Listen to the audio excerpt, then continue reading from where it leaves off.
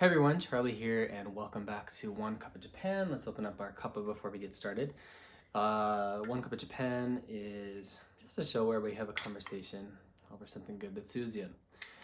Today we are drinking Oni Lemon. This is basically a lemon sour. It's the first drink I'm having in quite a while. It's kind of a newer thing. Just came out, I don't know, a couple months ago. It was so popular, in fact, that they couldn't keep it in stores for a little while. But anyhow, I'm not drinking too much recently. But anyway, today we're in the mood, so anyhow, kanpai.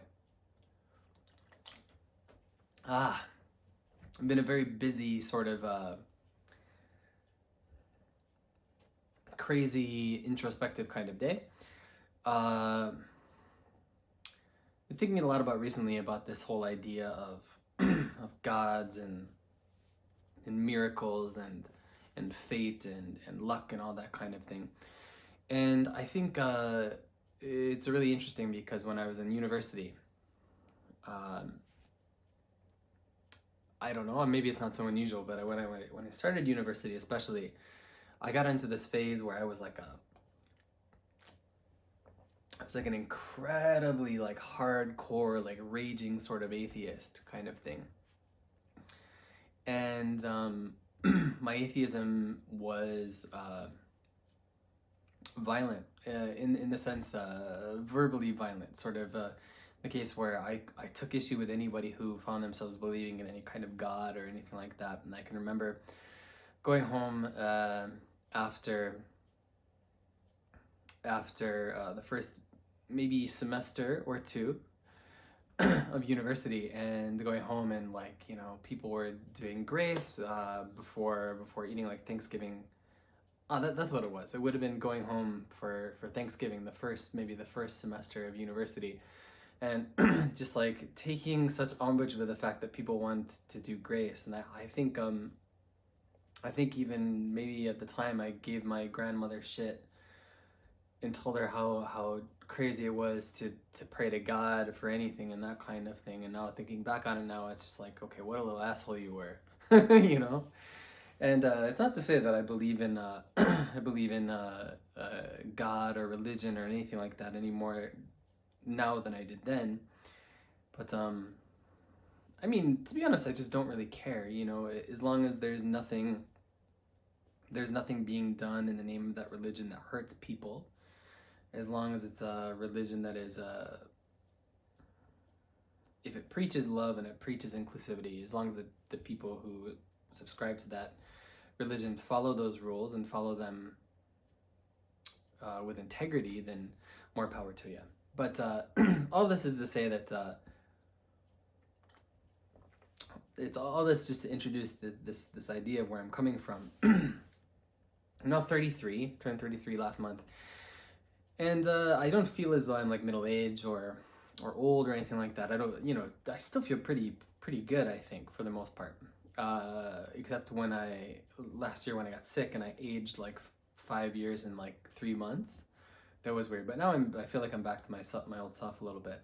But it's weird because I've been oscillating between this idea of sort of like complete atheism, where I was during my university days, and like agnosticism and some kind of like personal spirituality, which I guess is in some way like animistic or naturalist or something. I'm not really sure what to call it, but you know, I guess I kind of always think about things like this. I think it's just, I don't know if it's something everybody always thinks about or not, or if it's just part of my nature because I spend so much time outside and in the woods, and it's just, that's naturally what I come to think of. But the reason why I've been thinking about it a lot recently is because actually today was the anniversary of a good friend of mine's death. And death is what it is, you know. It's an inescapable truth. It's both, it's unfortunate, it's beautiful, it's merciful, it's merciless, it's natural, it's unnatural, it's all those things at the same time, depending on the situation, you know. And my friend passed away 3 years ago now, and so I don't really I don't dwell so much on the fact of his passing so much anymore, but I do particularly recently start to. I'm sorry if I'm slurring a little bit. I'm a little bit tired, and it's not the fact that I've had like 4 sips of this drink. Believe me.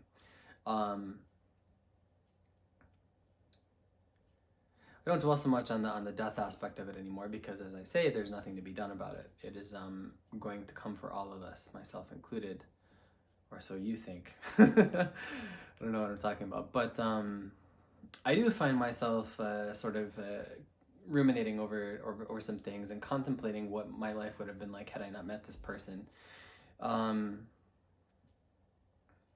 Because I think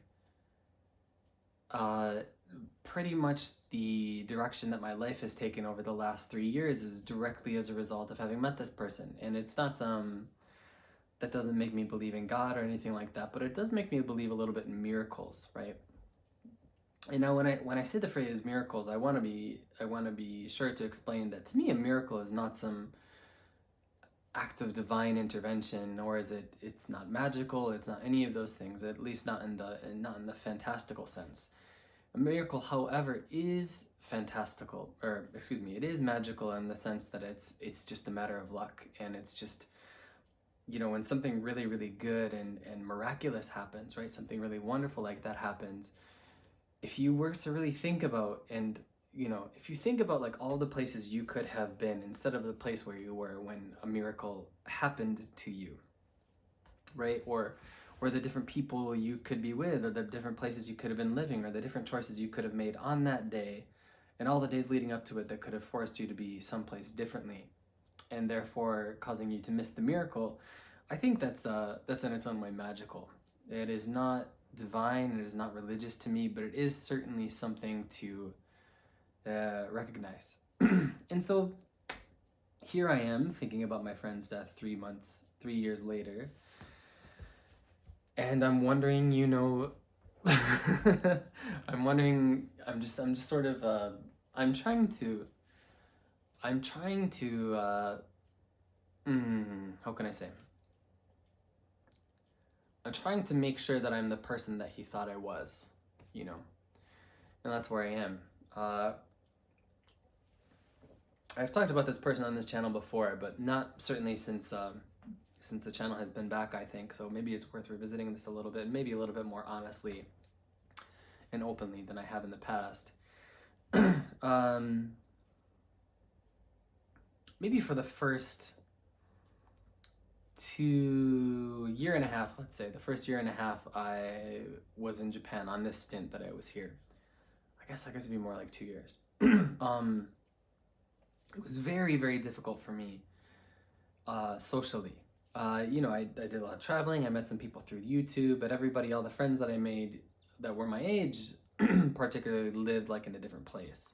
I lived in Osaka and lived in Tokyo, and to be honest, at the time, the friend who was living in Osaka, it was a very kind of strange relationship, and it was very stressful and all that kind of thing.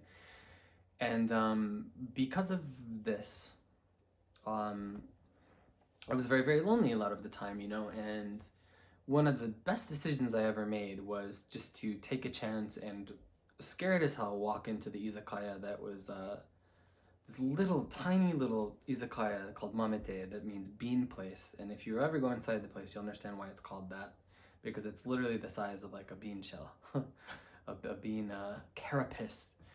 And anyway, so one night on the way home from work, I thought, okay, finally, you know what, I see this place every night when I'm walking home, let's go for it.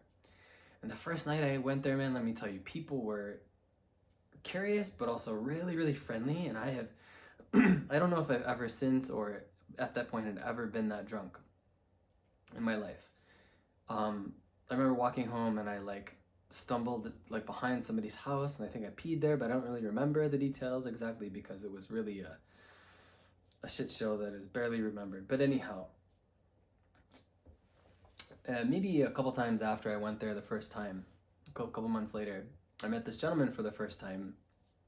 And you know, up until this point, when I'd been there, there'd been other people who were like, oh, hey, how you doing? You know, the usual bullshit, like, where you from? Like, what are you doing here? Like, tell me about yourself kind of thing. And at the time, it was very much like a It's very much like reciting a script, right? Like, okay, this is what they're asking, this is what I'm going to say. This is what they're asking, this is what I'm going to say. Because I couldn't say much more than that, you know? And now, you know, I can I know enough to steer the conversation where I want it to go and say the things I want to say and not say the things I don't want to say and all that kind of thing. You know. But even so, not even so, because of this, like, you know, there was a guy there who, you know, I went there one night and he was there and he kind of asked me the same questions. I was like, okay, well, I know where this is going, so let's have a drink together. Let's talk through these things, and you know, I'll never see you again, or I'll see you again. You'll be on the other side of the counter, and you won't really talk to me, just like everybody always does. But anyway, the next time that I went there, you know, oh, sit down here right next to me. And he just started rattling off about politics and whatever else, and you know, at the time I could understand maybe generously 10% of the conversation. And that's how it was. That's how it was every time I went there. I went, and he was just so generous with his time and the drinks and the food and everything. He just took care of me, and I never understood what I did to deserve that. I never understood it. And I never understood what I was to him, you know? I just thought, I was like, okay, am I just a drinking buddy or whatever? And maybe looking back on it now, the first indication that it wasn't just that kind of meaningless, superficial kind of relationship is the owner of this izakaya sort of, I think he realized what kind of situation I was in, how lonely I was, and he sort of took me under his wing. And one night, you know, he took me out quite a few times over the course of our friendship, but at this particular time, the owner invited this gentleman I was talking about and I out to this really awesome chicken place in Fukui City. And we went there together, and it was a really, really great time. And afterwards, we went to my first snack bar ever, and it was so fucking awkward. And there's a reason I've only been to a snack bar like a handful of times. But when I say a snack bar, I mean like one of the ones that has like hostesses kind of thing. It's just like somehow I found myself ending up in those situations more than I planned. But anyhow, so the owner of this izakaya and this gentleman and I would go to this place, and I, you know, by this time I knew a bit about the guy. I knew that I knew a bit about his history, like he played baseball and all this kind of stuff, and he'd been injured and whatever. And so we went to Fukui City, and we're walking, and the owner and I are just walking normal pace, you know, going, you know, whatever, no trouble. But this gentleman is like having a hard time because he's had this injury, and it's difficult for him to walk too fast over long distances. And I am just like, I'm not I'm not following any of like the rules that I should be as far as like social etiquette goes, right? Because let's see, at the time he passed away, yeah, so the guy's 30 years older than I was. Yeah. And but I'm just giving him shit. I'm like, do you want me to give you a piggyback ride and whatever? And he didn't, you know, he could very well have just been like, you know, read me the ride. I can be like, it's not what you do here. That's not how you talk to people who are older than you, that kind of thing. But he didn't, you know, he just really took it in stride. And I guess looking back on it now, that's a good indication of what kind of relationship we had, although I didn't realize it fully. And so anyway, we went out, and, you know, and then from there we kind of had more in-depth, like meaningful conversations, and they just got more and more in-depth. And he kept saying, you know, I have this family I want you to meet. And eventually I did meet his family. We all went to like one of the local like summer festivals together. And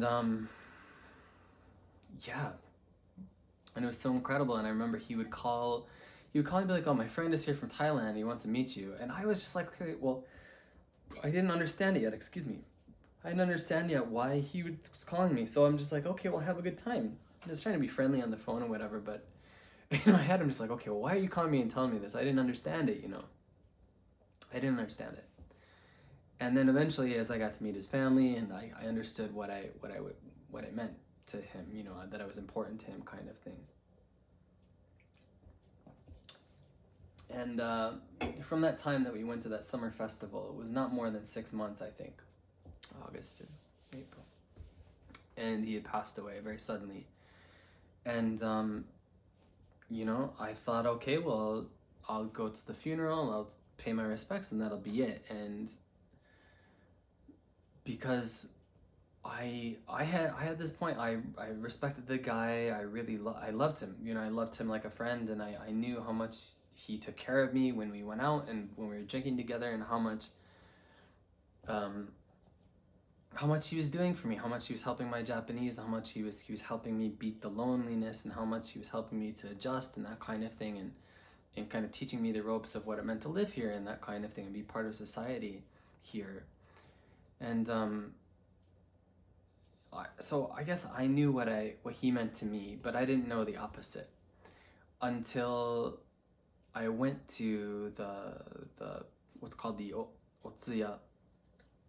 And it's like the night before the funeral, where you have it's basically like a sending, and where the wife traditionally should stay up with the body like all night long and all this other kind of stuff, and it's really, really traditional. I still don't really understand it, but I just wanted to go and pay my respects to the family and say I was sorry for their loss, and hand over give them there's like a gift, like you'll give the family cash to help them pay for the funeral, and then you receive like a gift card kind of thing in return. And I was like, okay, well, I've done that, I guess I'll get out of here. And they're like, no, you gotta stay and go say hello to him. And I don't know what that means. I didn't know what that meant. And I went in the other room, and there's the body. And I'd been to open casket funerals in the States before. My great grandfather, and some other people, when I was younger, and so that wasn't so shocking to me. But what was shocking is, like, suddenly behind me, in the room where the body is resting, or I don't even know what to say, there's 5 or 6 other people coming behind me. The owner of the izakaya talked about a brother, my friend's brother, and some other people, my friend's father-in-law, come in behind me with beer and food, and we sit down and we chat, and we're just talking about memories, and we're drinking and getting drunk, and over here the whole time is the body, and it was requested that I be there and do this kind of thing, and unbeknownst to me until I got there, unbeknownst to me. And it was at that point where I kind of knew what I meant.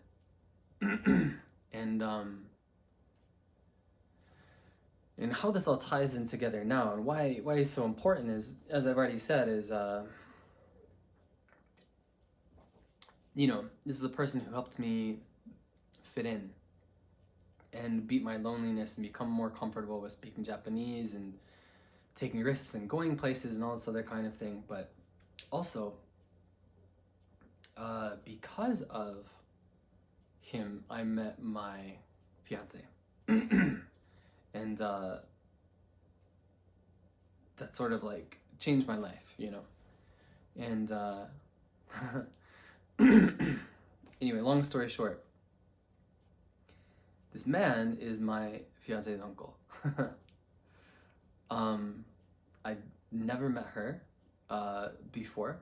I talked to her for a few minutes at the sending that I talked about. Said my wishes, nice to meet you, I'm sorry for your loss, that kind of thing. And then we didn't talk for 6 months, kind of thing, after that. And then we ended up meeting again by chance, and she said, hey, I think you were at my uncle's funeral, and that's where it started, Because of this, we had a connection already, And I already knew his immediate family, his wife, his kid, his grandkids, that kind of thing, his son-in-law. I knew them already. And it snowballed, it snowballed into what it is now, and it's by no means to say that led to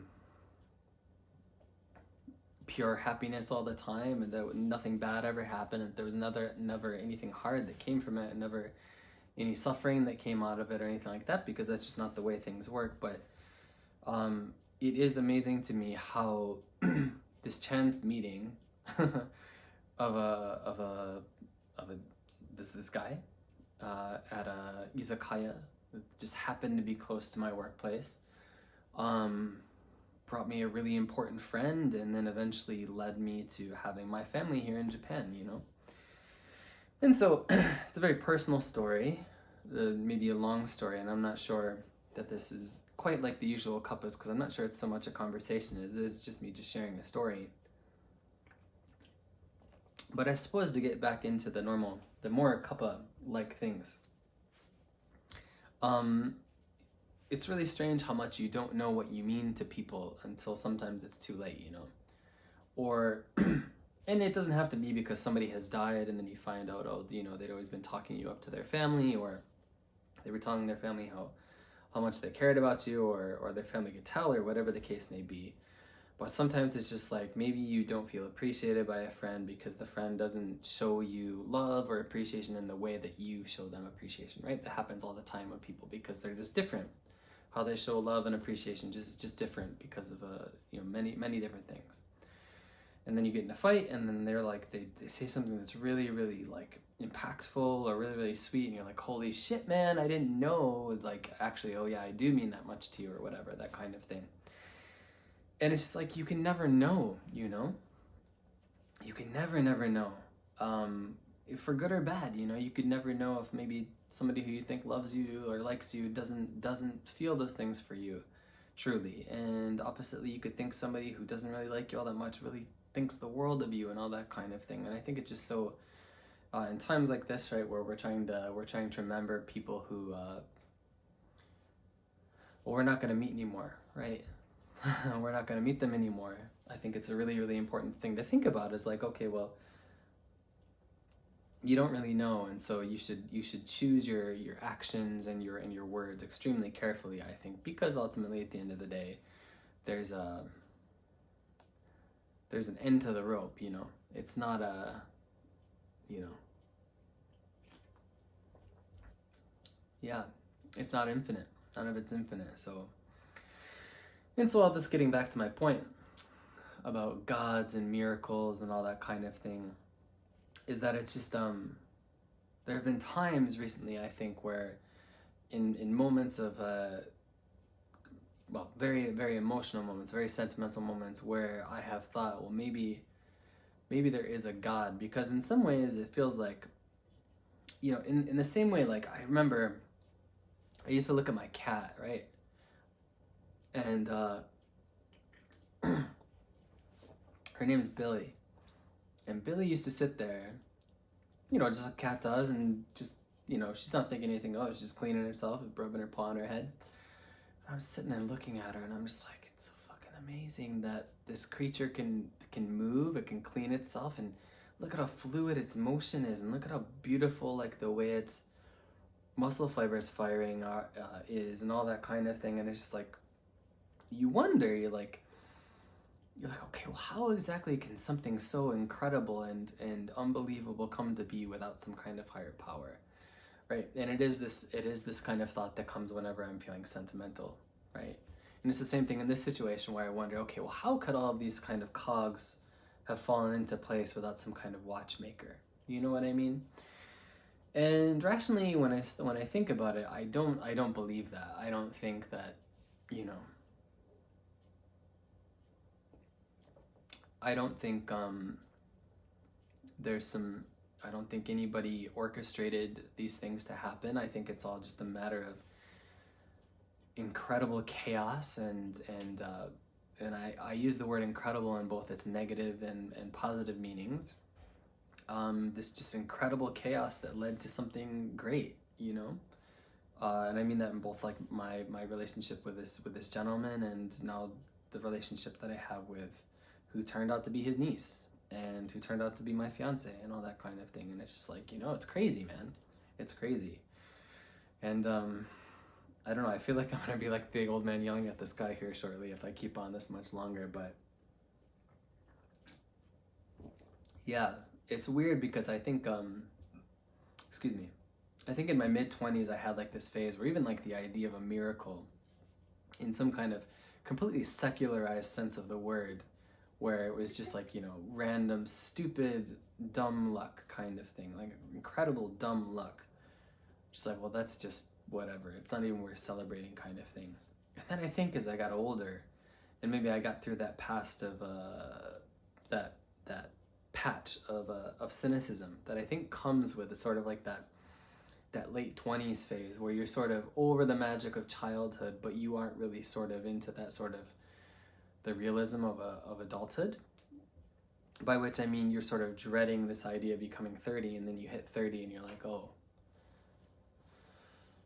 right, well, now I'm 30 kind of thing, you know, and you're in this sort of like quarter life crisis phase, and you just throw everything out the window, throw all the, you know, the baby out with the bathwater, so to speak. Does anybody say that phrase anymore? And you know, now I'm here, and it's just like, okay, well, miracles, man, they're a thing. They're a thing, you know? I think about like my buddy Travis too, like the fact that I met him and then had like a partner who I hiked like, you know, halfway across Japan with, was just a matter of my starting YouTube at the exact time that I did and watching the channels that I did and meeting the other people that I did. It's all a function of action and luck and chance and all these other things, you know? So, and everybody here too, like on this channel, who people who have somehow managed to stick around all this time when the channel's been inactive. It's incredible, you know, and it's hard to label it as anything else other than miraculous. So anyway, thank you for listening to this sentimental gentleman's, I don't know if I'm a gentleman, but this gentleman's rant. If there's anything I want to leave you with today, it is the fact that it's not a good idea to sort of turn your back on the kind of the power of chance, I guess, the power of miracles, the fact that maybe they do exist, although not in some biblical fashion. I don't mean to offend anybody, that's only my opinion, of course. But yeah, I would very, very much like to hear about your own sort of brush with the idea of miracles, you know. Whether for you that is some kind of divine thing, or if it's just an exercise, or not an exercise, an extension of the chaos that is the universe, you know. I'd love to hear about your experiences, whether it's led to your love, or it's led to your career, or it's led to your whatever the case may be, good or bad. Tell me about it down in the comments below. Get at me on Twitter at C Hayward Jr. You can also find me on Instagram using the same handle, and please be sure to check out my Patreon using the same handle. And as we finish our cuppa, our can-a, feeling buzz between the eyeballs, that is where we'll end it. Thank you very much for watching, guys. Take care of yourselves, stay healthy, and I'll see you very soon indeed. Cheers.